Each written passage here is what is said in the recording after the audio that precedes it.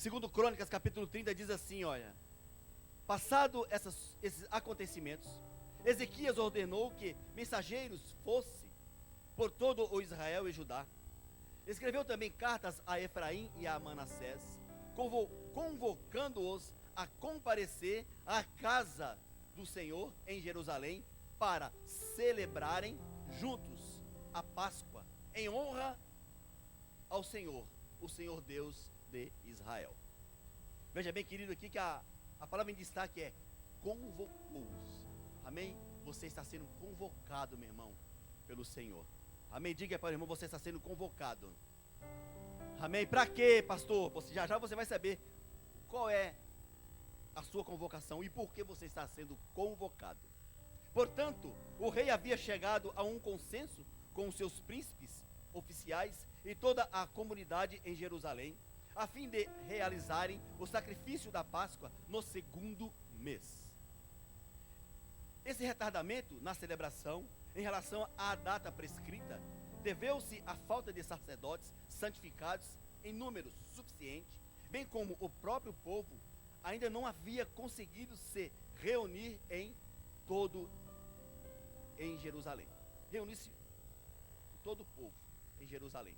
Sendo assim, essa solução pareceu bem aos olhos do rei e toda a assembleia. Então decidiram anunciar uma proclamação em todo Israel, desde Berseba até Dan, convocando o povo a Jerusalém para vir a fazer o sacrifício da Páscoa do Senhor, Deus de Israel. Porquanto muitos não a celebravam de acordo com o que estava escrito. Você vê, querido irmão, que o povo não estava celebrando a Páscoa. Em outras palavras, não estava tendo comunhão com o Senhor, buscando a presença dele, como estava escrito.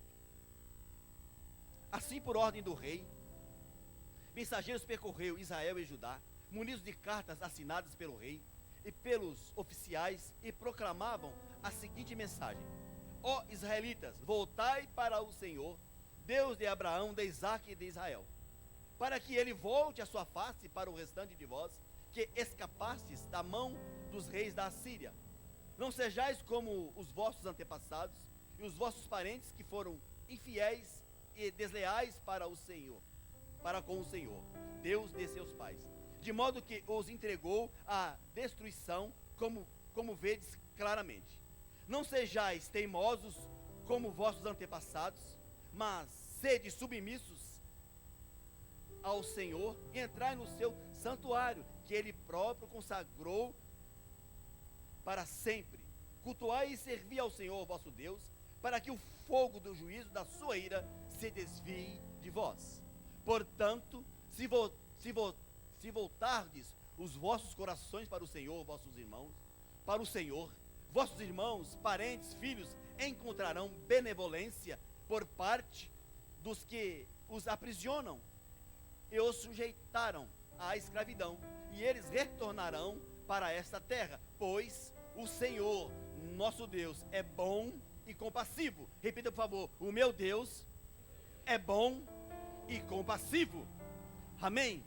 E esse Deus bom e compassivo, meu irmão, ele não desviará o rosto de vós, se voltardes para ele.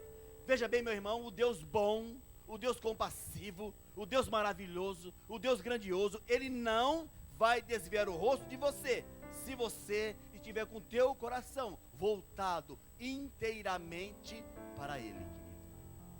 Amém?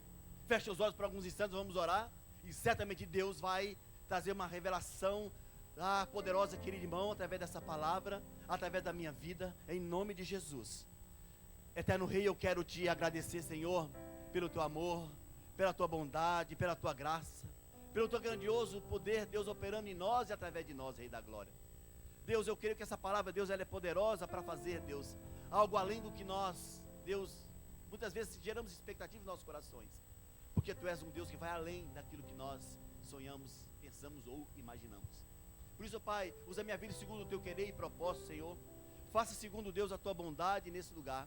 E certamente, Pai, eu te peço que o Senhor me use segundo aquilo que o Senhor tem me colocado para ser nesse altar. Um vaso apenas, um canal apenas da bênção. E que enquanto eu ministrar essa palavra, Senhor, essas vidas que aqui estão, as vidas que nos assistem pela internet, cada família aqui representada, seja grandemente abençoada pelo Senhor, Pai. Em nome de Jesus Cristo. Assim eu oro, Papai, e assim eu te agradeço, porque eu sei, Pai, que o Senhor fará grandes coisas em cada família aqui nessa noite. E que seja de tudo, Rei soberano, para louvor da sua glória. E todos quando crê, diga amém.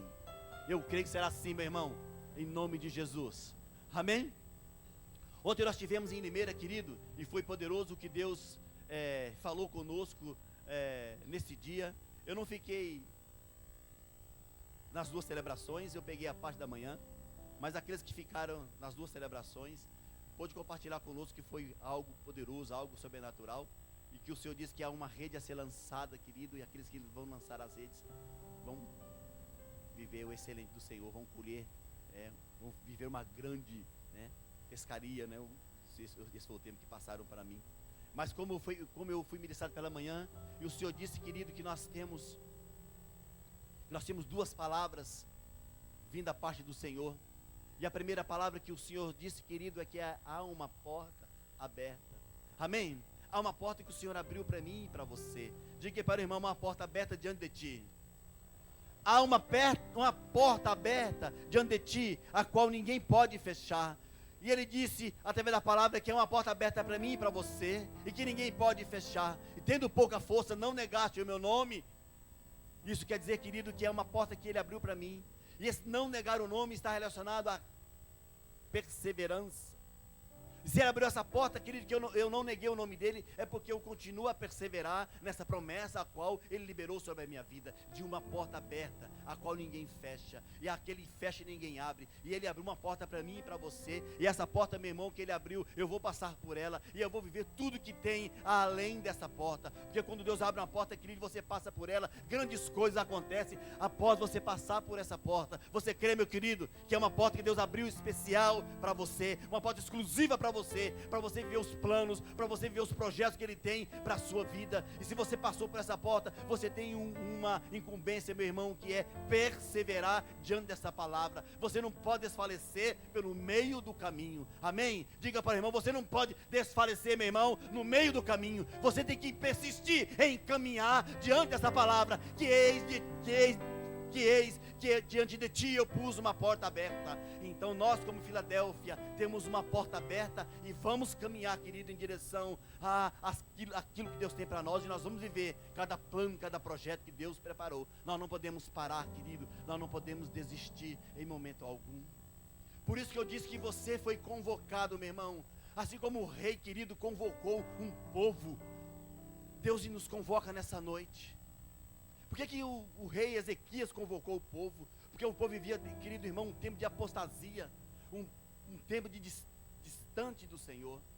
Aqui, meu irmão, ele é rei do Reino do Sul, e o Reino do Sul, quem fazia parte do Reino do Sul, pastor, era Judá e a tribo de Benjamim. Esse era o Reino do Sul, querido, porque o Reino do Senhor, a nação de Israel estava dividida entre dois reinos, o Reino do Sul e o Reino do Norte.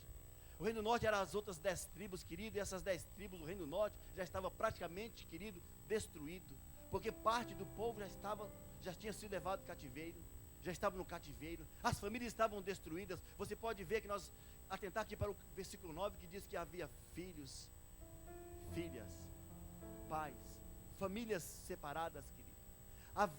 A nação vivia, o Reino do Norte vivia um tempo difícil. Porque, pastor, Deus permitiu que as famílias fossem destruídas, os filhos fossem levados cativos. Não foi propriamente uma permissão do Senhor, mas foi, querido, um afastamento daquele povo ao Deus poderoso, ao Deus que tudo faz. Quando nós estamos na presença do Senhor, querido, estamos buscando a presença dEle, estamos com Ele, querido, o inimigo não pode nos tocar. Mas quando nós afastamos da presença dEle, quando nós nos distanciamos dEle, querido, nós ficamos presas fáceis para o adversário, e ele vem e age, querido, na vida dos filhos, age no casamento, age na família. Um pai de família, quando ele se desvia do propósito, do plano perfeito de Deus, que é a família, querido, é como se o telhado da casa fosse tirado, a cobertura familiar já não existe mais. Por quê? Porque o pai, o chefe da família, ele de alguma forma ele falhou, ele abriu brechas para que o inimigo entrasse na casa, querido. E às vezes os filhos pagam um preço pelas escolhas erradas dos pais. E aqui a nação paga um preço errado por conta das escolhas de quem? De um rei que levou o povo à apostasia. E Ezequias era rei do reino do sul. E aqui ele está na figura de pai de uma nação, buscando uma restauração de um povo, querido. E como se dava essa restauração, pastor? Começava, querido irmão, primeiramente adorando o grande eu sou, o rei dos reis e senhor dos senhores. E quando ele passou a reinar, querido, com 25 anos, ele começou a restaurar tudo aquilo que o povo havia deixado de fazer. Ele começou a restaurar o templo, começou a restaurar a adoração ao templo, levou os levitas a restaurarem o templo, a parte que cabia aos levitas restaurarem, os levitas passaram a restaurar. E o texto que nós lemos aqui, que a data ela foi mudada, por quê? Porque ainda não havia levitas suficientes, ou melhor, sacerdotes suficientes, preparados para iniciar o culto, a adoração ao Senhor. O povo ainda não estava unido. Querido, eu trago essa palavra assim e digo para você, o povo ainda não estava unânime, com o coração voltado ainda. E precisou daquele tempo de preparar o povo, de preparar os corações para subir a Sião, para adorar aquele que é digno de ser adorado e reverenciado. O rei, querido, havia essa preocupação em restaurar o povo. Ele era rei no reinado, ele era rei do sul, querido. Mas ele convocou também o reino do norte, porque havia um povo também precisado.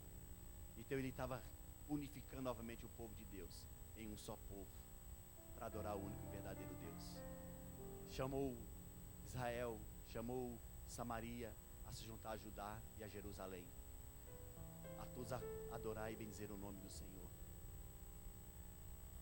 a proclamarem que Ele é grande, que Ele é digno, que Ele é maravilhoso, que isso havia perdido, querido. E o Senhor levou o rei a convocá-los. E nessa noite o Senhor te convoca. Porque, pastor, o Senhor está me convocando. Eu digo para você, meu irmão e minha irmã. Você pode dizer assim para mim: pastor, mas o Espírito Santo, ele é cavaleiro, ele não invade os corações, ele convida. É verdade, querido. Mas para mim e para você, olha para a pessoa que está do teu lado aí, ó. Essa mesma aí, ó. Para mim e para você, querido, ele não vai convidar, ele vai convocar. Sabe por quê? Porque você faz parte de um exército. O meu Jesus, o teu Jesus é varão de guerra. Amém? Diga para o irmão: o meu Jesus é varão de guerra. Se ele é varão de guerra, ele é general, querido. E se ele é general, ele te convocou para esse exército, querido. Ele não te convidou, não. Eu falei pela manhã, eu não sei como é que é feito um convite aí para o exército, né? Mas veja bem, o general mandou uma carta para vocês, soldado e soldada. Nelson, eu queria te convidar para você vir no exército. Está tendo uma grande guerra, uma guerra acirrada. Mas veja bem, eu te convido. Lá você escolhe o que você querer fazer. Você pode descascar cebola, você pode descascar batata. É assim que vem a carta. Para mim, para você, não. Nelson, você está convocado a comparecer no batalhão a qual você se alistou, porque você está sendo convocado a participar da guerra. E quem é guerreiro celebra. Amém? Eu quero ir para a batalha. Eu quero lutar. Eu quero pelejar. Eu quero pisar na cabeça do diabo. Eu quero derrotar Satanás, dia após dia. Porque eu fui convocado para um exército, querido. Você foi convocado para um exército. É porque Deus te convocou. Você é convocado, você não é convidado, querido. Porque Deus nesse tempo está convocando uma igreja. Deus está convocando os guardiões. Há guardiões aqui? Há mulheres virtuosas aqui? A rede da juventude está aqui? Rede adulto? Rede adulto? Aleluia! Geração Kids. Deus está convocando uma igreja, querido, para pelejar, querido. E quando Deus chama uma igreja, Ele não vai ficar te convidando. Vem. Aleluia. cultos aqui, meu irmão, culto terça, culto de terça, eu esqueci de falar pela manhã, culto de oração, tem, culto de campanha, tem, celebração da família de manhã, e tem à noite, escada da fé, tem, guardiões, culto de mulheres, tem, culto da RJ, RA, tem culto, que tem trabalho todos os dias praticamente, reuniões, tem tudo que o Senhor está preparando, querido, para nós nos prepararmos para as batalhas, para as pelejas. Deus convoca um exército, Deus convoca soldados, querido, e não tem como você correr. Você foi convocado para um exército, querido.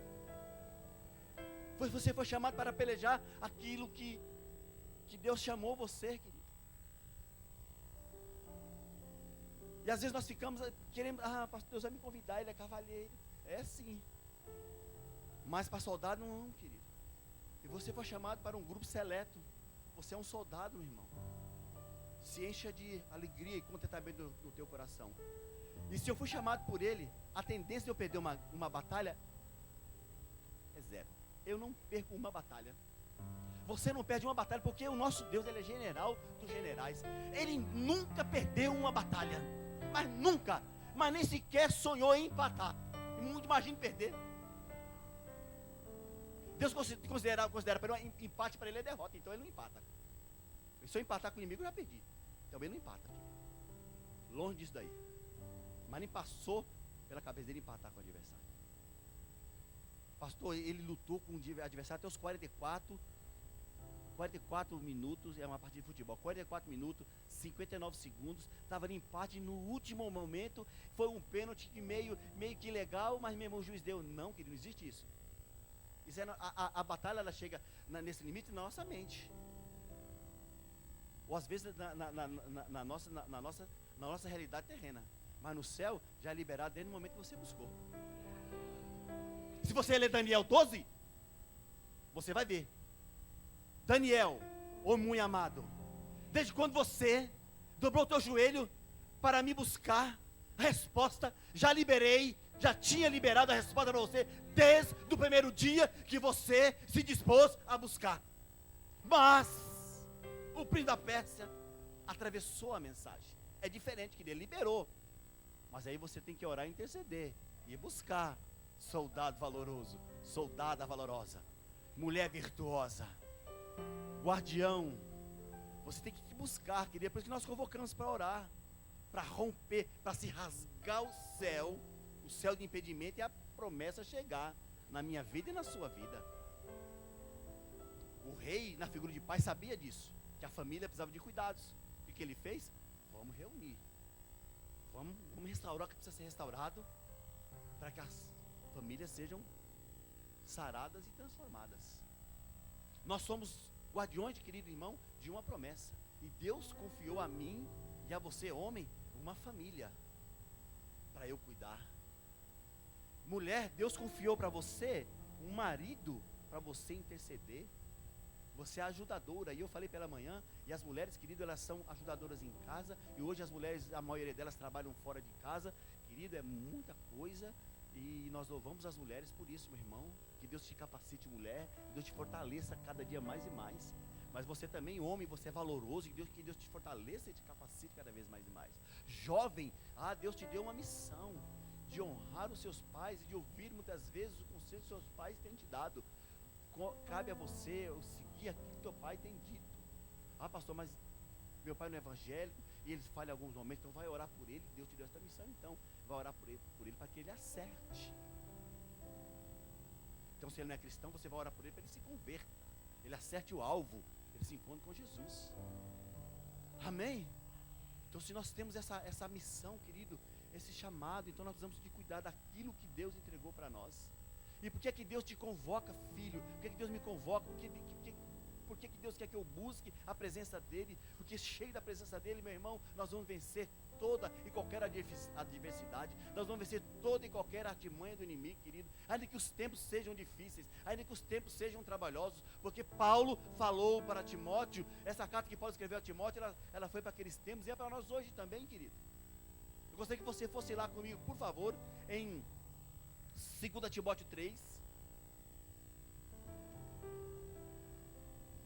Eu quero ler com você, querido, a partir do versículo 1 até o versículo 6, o que Paulo escreveu a Timóteo. E essa carta, querido irmão, essa palavra viva, ela fala nos dias de hoje, querido, daqui que nós vamos enfrentar, daqui que nós temos enfrentado, querido. Porque é importante você estar se preparando a cada dia. Você que foi chamado, você que foi convocado, e você foi convocado, querido irmão, para esse exército. Amém? Que a partir do momento que você aceitou Jesus, Ele já te alistou nesse exército. A partir do momento que você casou, você tem uma família, você tem uma esposa, você já tem uma missão, homem, você já tem uma missão, mulher. Filho, a partir do momento que você nasceu nessa família, você tem uma missão que Deus incumbiu para você. Amém? Sabe, entretanto, disto, nos últimos dias sobrevirão tempos terríveis, tempos difíceis, tempos trabalhosos. Que tempos são esses, pastor? É um tempo, depois eu sigo a leitura, querido, mas é um tempo que nós estamos vivendo hoje, querido. O mês de setembro é conhecido como o mês amarelo. Veja bem, qual é o foco desse mês, querido? Eles vão investir em prevenção contra o suicídio de adolescentes, de jovens.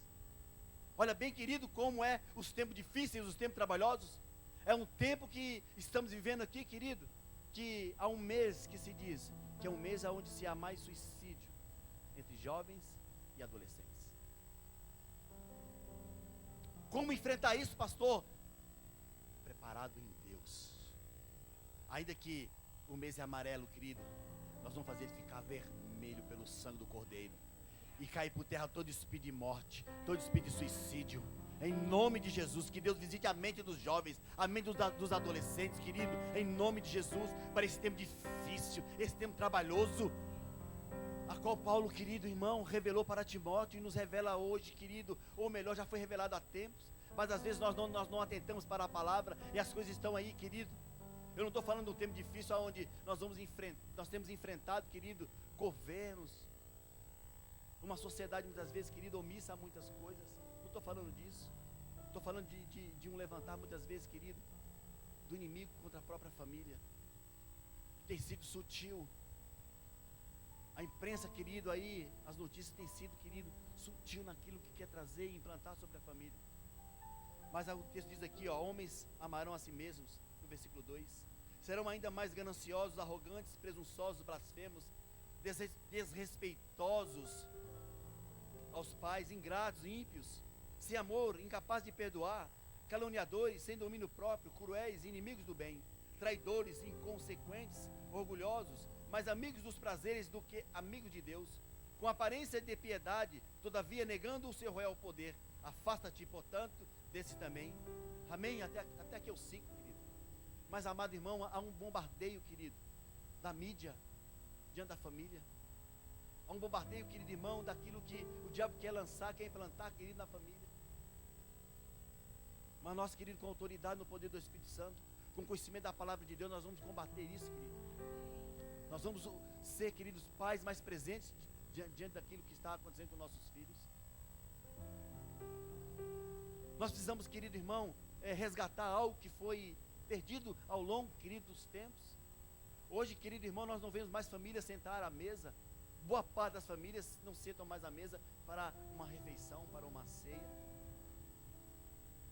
E quando senta, querido, hoje há um elemento a mais em meio à mesa. Se tiver 4 pessoas, às vezes são 4. São os celulares, querido.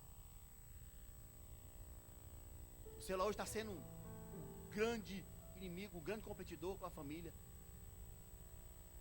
Eu já vi muitas vezes na mesa a pessoa sentando aqui, ó. Eu falei assim, não se espante se um dia a pessoa engolir um celular, começar a morder o celular. É perigoso. Vou fazer dele colher. Esquecer, querido, que é um gato e pegar a colher, a comida. Oh, é o celular, não é a colher, não. Nossa, esqueci. Não se espante se começar a surgir celular em formato de colher. O cara está falando Jesus, mas é verdade. Celular em formato de colher você põe lá o chip lá, e você pode levar, deixar a mesa lá, cada um com o seu, aí já pode comer e olhar, né? Já tem celular, prova d'água, que pode mergulhar e não tem, dá problema, né? Aí pode mergulhar na sopa, em qualquer coisa. Aí a pessoa já vai vendo.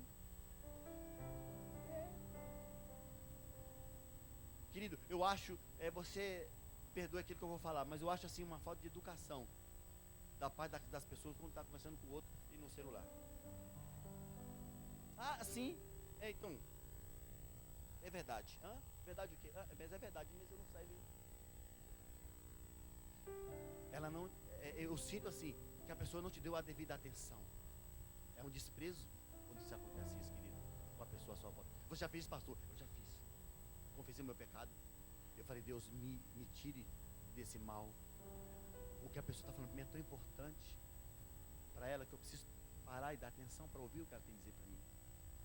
Ah, pastor, mas você não sabe, eu sou um homem de negócio. Aí na hora do almoço, às vezes alguém está me ligando. É, querido, mas você sabe o que acontece? Ó, veja bem, quando nós vamos almoçar ou jantar, Deus, nós chegamos, descemos, senta a esta mesa, faz parte dessa refeição conosco. O convidado especial está na mesa, mas não estou dando atenção para ele. Então é melhor não orar para se alimentar, querido. Não convide ele. Se ele não vai fazer parte de fato da mesa, não precisa convidá-lo. Porque se ele é de fato, ele é o principal, é o que trouxe o mantimento sobre a mesa, é o que te deu saúde para se alimentar, querido. Porque tem pessoas aí fora que nem comer direito pode. Uns se alimentam por sonda. Ou não tem nem mão para comer, tem que colocar na boca. Ou tem problemas nos nervos, querido, problema de mal de Parkinson, não pode comer, tem que colocar o alimento na boca. Ou não podem mastigar direito. E nós podemos comer. Ah, querido, ficar ali, querido, olha, até cometer o pecado da gula, comer até ficar barrigudo. Eu comi que fiquei, ai pastor, se eu pequei é verdade. Amanhã tem que fazer academia, queimar essas. E aí nós colocamos ele como principal, que não damos a devida atenção para ele. E não damos a devida atenção à família, o projeto especial que ele colocou em minhas mãos, querido. Porque família é um projeto de Deus. Diga aí para o irmão, família é um projeto de Deus, querido. E tem que ser honrado. Aquilo que pertence a Deus, aquilo que é projeto de Deus, querido, tem que ser respeitado, tem que ser honrado, querido. E nós não fazemos isso. Muitas das vezes. Mas a partir de hoje nós vamos fazer, amém? Porque já tem famílias que pela manhã já fez no almoço. E você vai fazer na janta, se não fizer na janta, você faz no almoço amanhã. Se você trabalha fora, tudo bem, querido, mas se você tem a oportunidade de sentar com sua família na mesa, e poder, querido, ali, meu amado irmão, fazer uma refeição saudável, querido, sem celular, sem conversas essas ruins no meio, mas conversar, querido, conversas saudáveis. Que às vezes, querido, não coloca o celular, mas começa a brigar. Tem família que tem que colocar um escudo na frente de cada um do prato, porque pode lançar o ovo na cabeça do outro. Senta para a mesa para brigar, querido, isso não convém. A mesa é lugar de comunhão. Nos guardiões nós temos ali, querido irmão, uma palavra abençoada, porque todas as ministrações que tem tido ali nos guardiões têm sido abençoadas. Mas após, querido irmão, uma palavra abençoada, vem também, querido, um banquete abençoado, querido. Nós temos sentado à mesa, querido, e celebrar do Senhor. Pode ter certeza, nos guardiões não tem um celular na mesa. Pelo menos eu nunca vi. O guardião está aqui, alguém já viu algum celular na mesa lá dos guardiões? Não tem, lá o irmãozinho lá, ele disse que não, e é verdade. Falar nisso, eu sinto falta de alguns irmãos lá nos guardiões, viu? Nós temos agora, querido irmão, orado, nós vamos estar orando uma vez por mês, querido. Uma sexta-feira por mês. Eu vou lançar lá nos grupos dos guardiões, eu e o Kleberson, vamos estar em oração. Sabe por quê, querido? Se nós somos guardiões, querido, da promessa, nós temos que orar, querido. Nessa sexta-feira tivemos orações, tivemos 5 guardiões aqui orando. E um guardião falou, pastor, o senhor me falou, eu estava em casa orando, fiquei uma hora orando lá em casa.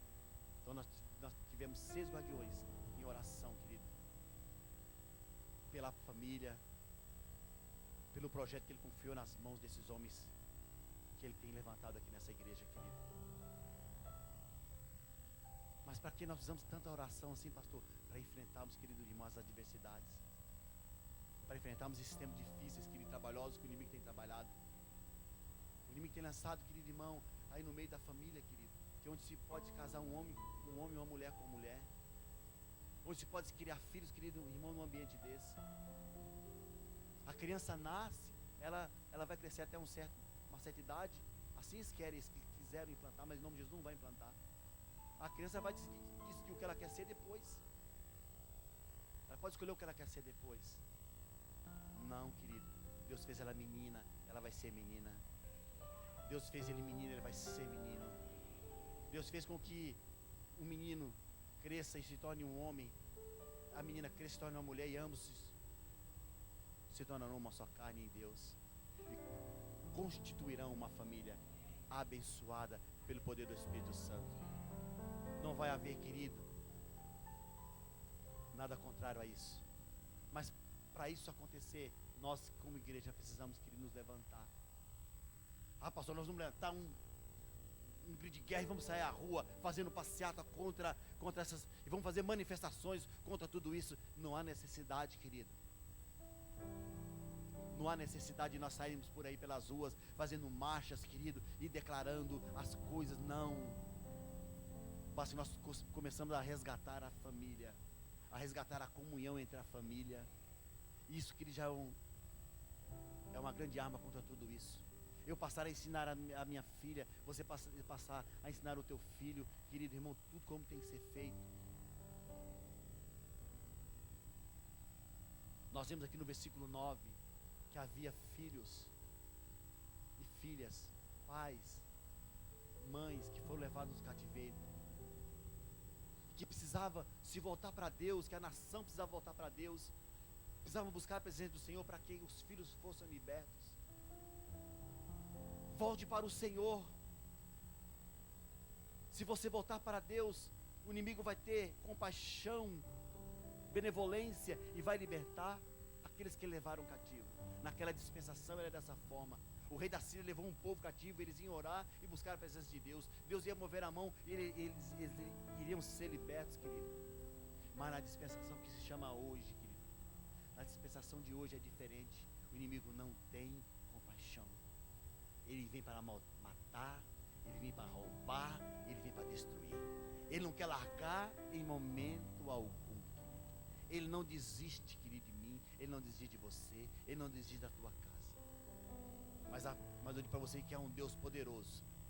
Ele não pede permissão ao diabo. Ele não pede permissão aos demônios. Ele chega ali e arranca, querido. Eu vim aqui tomar aquilo que é meu, aquilo que me pertence. Esse jovem é meu. Eu tomo nas tuas mãos, Satanás, agora. Ah, meu filho, é no nome de Jesus que nós resgatamos as crianças. É no nome de Jesus que nós resgatamos os jovens, querido. Que há muitos jovens, querido irmão, sofrendo de depressão. E nós às vezes não sabemos, querido, porque como pais, às vezes nós não sabemos porque nós não dialogamos, não conversamos para saber como foi o dia, como foi na escola. E às vezes, querido irmão, nós nos preocupamos em saber como foi na escola para saber a nota. Não está estudando porque ficamos ásperos às vezes, ficamos rígidos. E quando a escola paga então, mas eu já pago uma mensalidade cara e você não tira nota boa. É uma cobrança, querido. E não procuramos saber por que a nota foi baixa. O que está acontecendo? O que está se passando na cabeça? Porque é um bombardeio, querido, de informações da mídia, do mundo, querido. Há convites satânicos, demoníacos para eles, querido, para os jovens, para os adolescentes. É droga, é sexo, é prostituição, é tantas coisas ruins, querido, que vem na mente, querido irmão, que às vezes, querido, é tanta pressão na escola. Ah, você tem que beijar, você tem que ficar, e aquela pressão vai tomando conta, e ele vai guardando aquilo, vai guardando aquilo, vai guardando aquilo, querido, porque ele às vezes não tem como compartilhar com os pais, não tem como conversar com os pais, porque às vezes o pai não vai dar liberdade para falar, a mãe não vai dar liberdade para falar, às vezes a mãe está preocupada com uma coisa, o pai está preocupado com o celular, está preocupado com o trabalho, está preocupado com a empresa, preocupado com tanta coisa, mas não se preocupa com o projeto que Deus tocou nas mãos dele, que é o filho, e que é a família. E precisa, querido, sentar, às vezes dialogar, como foi na escola, como foi, filho, o que aconteceu com você? Como está o seu andar? Como está com os amigos? Me fala, que eu também sou seu amigo. É isso que precisa, querido, romper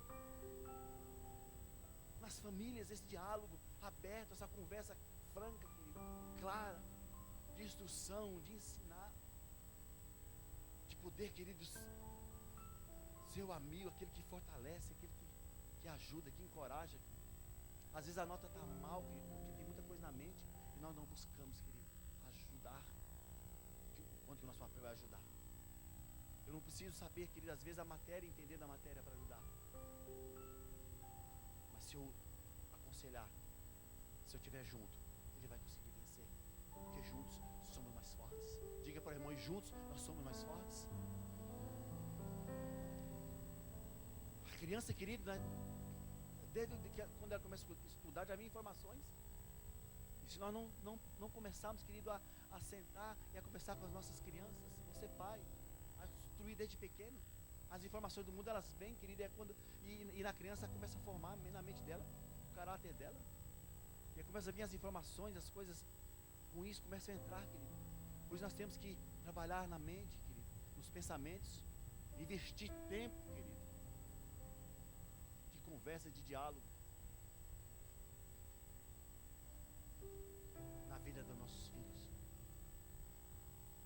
Às vezes, querido, a mulher sábia, a mulher virtuosa, querido, às vezes, querido, porque a mulher sábia ela é dificular, mas às vezes, meu irmão, minha irmã, a mulher às vezes não mora, já viveu há tanto tempo com o marido, às vezes não conhece, e às vezes não sabe o que está passando na cabeça do marido, e começa as brigas, querido. Às vezes nós temos mais facilidades para apontar do que para ajudar, mas por que está fazendo isso ou aquilo? A pressão na vida do marido, querido, a mente, trabalho, mantenedor do lar, sacerdote da casa. Às vezes, marido, nós não entendemos as nossas ajudadoras.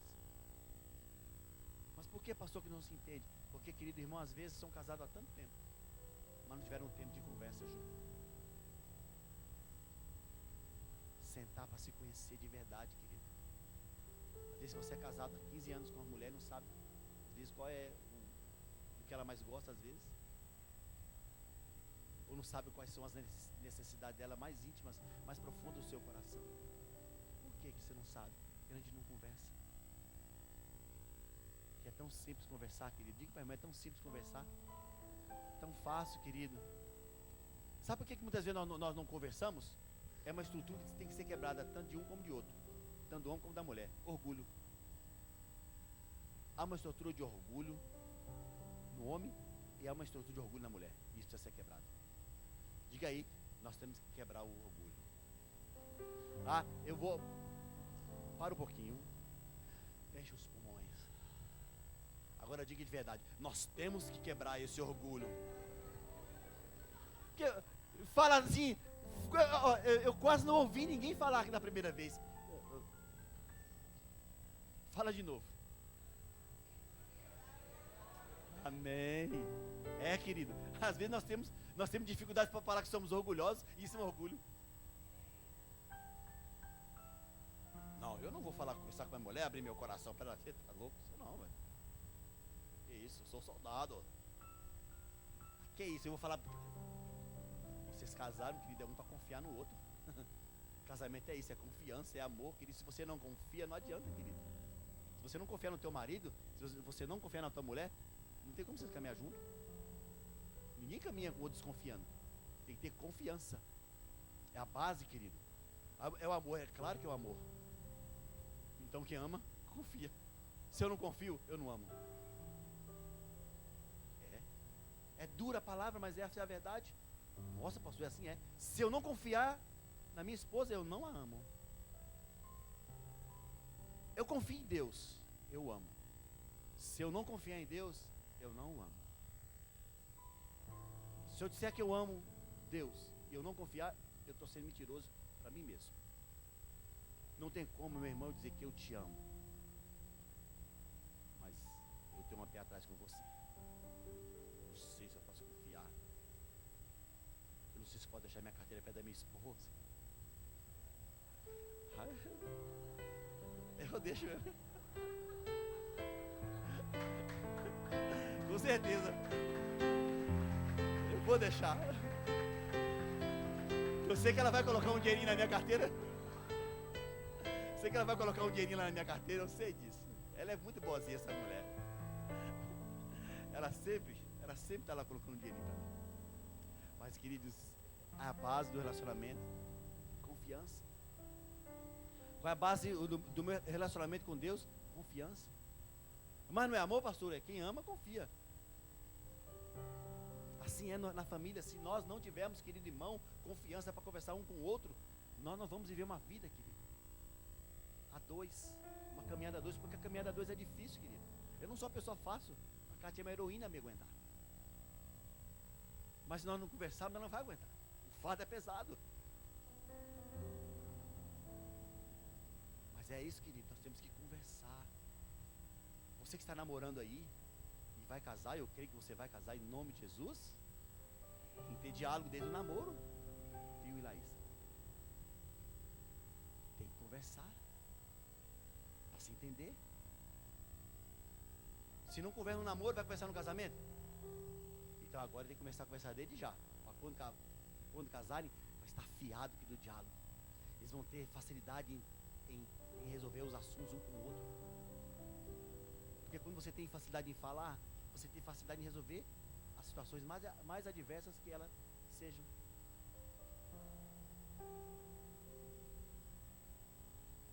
Por isso, maridos, converse com suas esposas.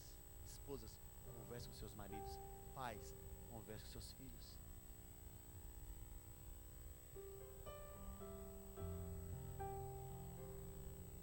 Paulo advertiu: virão tempos trabalhosos. E como nós vamos vencer esses tempos trabalhosos, querido? É orando, meu irmão. É buscando a presença dele.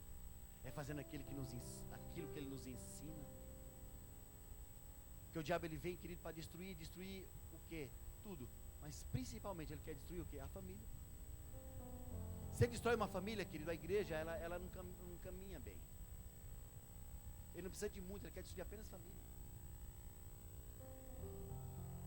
Família fortalecida, igreja fortalecida, sociedade fortalecida. Como é a sociedade? Uma sociedade é fortalecida, pastor, a partir de uma família fortalecida. Uma família baseada no poder do Senhor, fortalecida. Como você vai entrar nas famílias e anunciar a verdade, querido? Sendo um exemplo. O texto que fala para não seguir o exemplo dos antepassados que desviaram dos caminhos do Deus vivo, do Deus poderoso. Então, se eu estou firme em Deus, eu posso muito bem falar do amor de Deus. Se eu estou firme, vivendo os propósitos, vivendo aquilo que Deus tem falado comigo, eu posso ir lá e ensinar e instruir. Porque eu só posso levar alguém, querido irmão, até onde eu estou indo, até onde eu fui.